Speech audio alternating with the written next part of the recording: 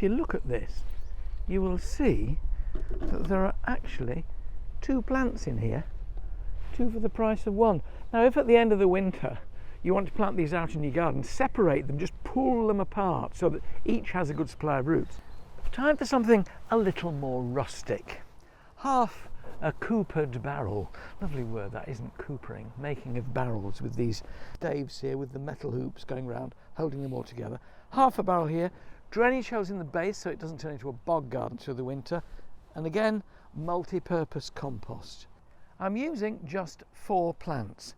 Beauty on a budget. First up, this, a glorious winter flowering hellebore. You gaze into these flowers and you think, how can something be so beautiful at this time of year? And I've already had a bee buzzing round this. Now, the technique for getting all plants out of their pots is the same. Take one hand, put it over the surface of the compost, so you're supporting that root ball. Use your heel of your hand to push the pot rim away, and then it's really firmly supported without doing any damage to that root ball. Again, planting it so that the level of compost in the root ball is level with the finished compost in the barrel. The next one to go in is this chap here. Now, this is Skimmia rubella, a low growing shrub, evergreen.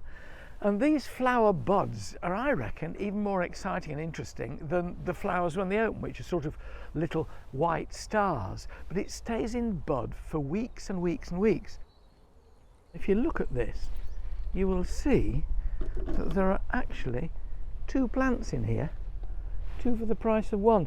Now, if at the end of the winter you want to plant these out in your garden, separate them, just pull them apart so that each has a good supply of roots. I'm tucking that right down close to this hellebore. You see, they don't grow much in the winter, so you don't need to leave them any space to expand. At the back here, a fern. Now, not all ferns are evergreen. Some of them die down for winter. This is Dryopteris atrata, and these fronds here are going to last. So I'm going to make a hole towards the back there. It's a bit of a background plant.